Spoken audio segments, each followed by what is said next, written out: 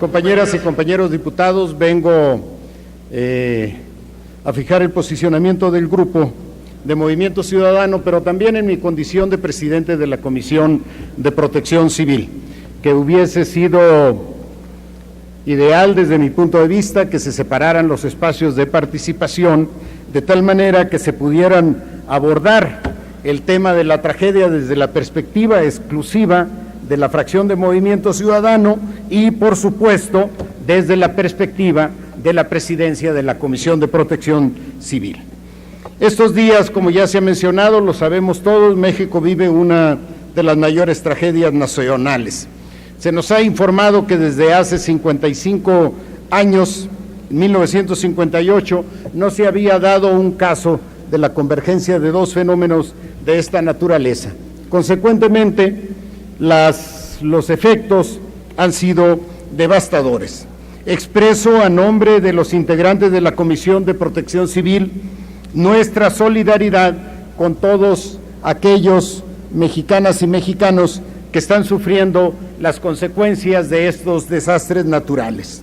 Saludo el gesto de la Junta de Coordinación Política de promover un donativo de 5 días de salario de los diputados para los damnificados, así como la instalación de un centro de acopio.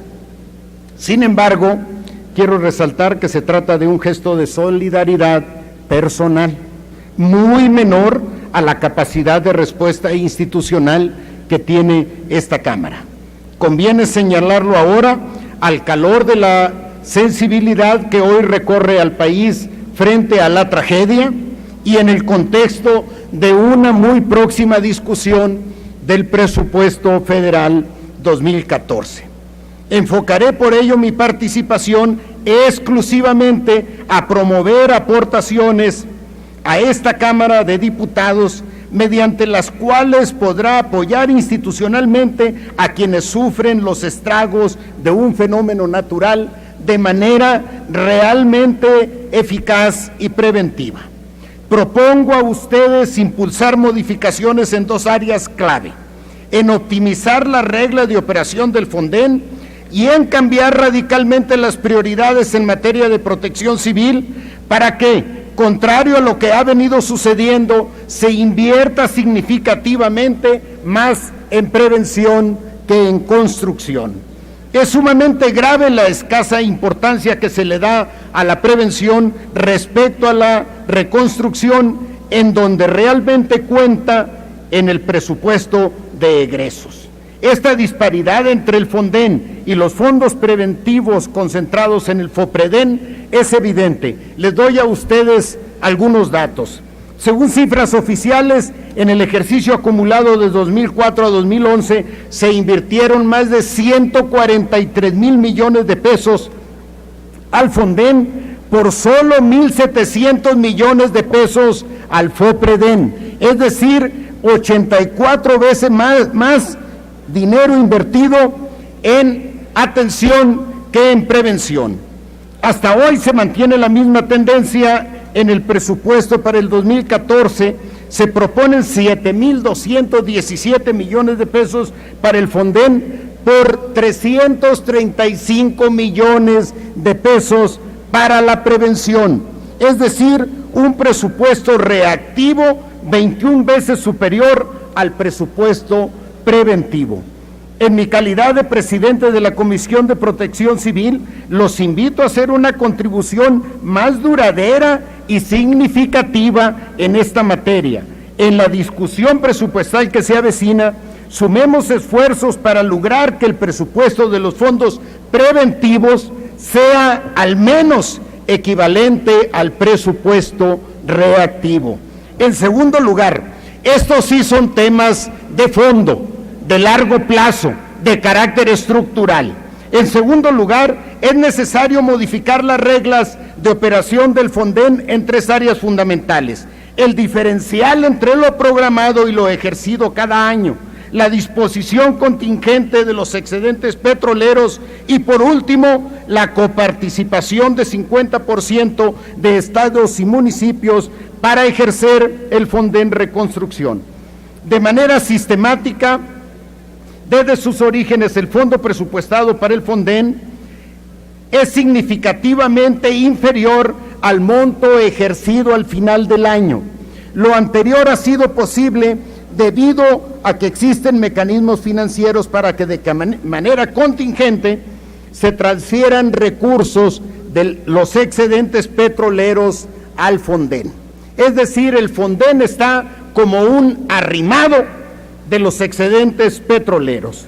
Como ejemplo, en algunos años extremos como el 2011, vean ustedes, el monto aprobado para el Fonden fue de 142.9 millones de pesos en un año. Sin embargo, lo ejercido fue de 41.673 millones de pesos. Es necesario que el presupuesto del Fonden refleje las necesidades reales y que los mecanismos mediante los cuales se accede a los excedentes petroleros no sean contingentes, como han sido hasta ahora, sino que se establezca un porcentaje o monto mínimo de los mismos, o de lo contrario, se cree un fondo de estabilización que vaya creciendo año con año, de manera tal que los recursos no utilizados durante algunos años puedan acumularse para atender eficazmente años atípicos como el actual. Estas son las ideas que han estado sobre la mesa desde hace mucho tiempo. Incluso con la mejor intención, la Ley Federal de Presupuesto y Responsabilidad Hacendaria establece en su artículo 37 que las asignaciones en el presupuesto para los fondos de prevención no podrá ser inferior al 0.4%. Sin embargo, como suele suceder, el piso se ha convertido en techo presupuestal. Finalmente, las reglas de operación del Fonden y en particular el Fonden Reconstrucción contemplan un porcentaje de coparticipación en el que los estados y los municipios tienen que aportar el 50% de lo aportado por la federación. No obstante lo anterior, las reglas actuales no tienen la flexibilidad necesaria para responder a fenómenos atípicos como el que hoy enfrentamos, ya que ante daños de una magnitud económica como la actual, evidentemente ni Guerrero ni ningún otro estado que esté en esta situación podrá cubrir el 50% necesario para activar los recursos del Fonden Reconstrucción. En este caso, el caso es entonces que si no está superado el Fonden, están superados los estados y con mayor razón lo están los municipios. Por ejemplo, Acapulco fue arrasado. ¿Qué capacidad presupuestal puede tener el ayuntamiento para aportar su parte presupuestal en la atención de la tragedia? Absolutamente ninguna.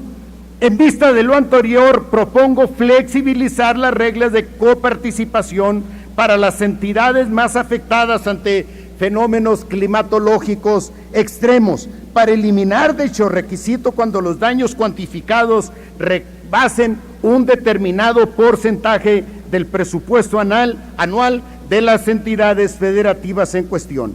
Finalmente, termino, presidente, propongo abordar el tema de la corrupción y la partidización de la ayuda, que terminan por rematar la desmoralización de los damnificados. Es en estas áreas en las que les propongo que empeñemos todos nuestra energía y nuestras acciones. Las buenas intenciones, sin duda, de esta Cámara, de carácter personal, serán benéficas, pero mucho más provechosas serán las propuestas institucionales que podemos impulsar desde el ámbito legislativo y cuya aprobación está en nuestras manos. Muchas gracias a todos por su atención.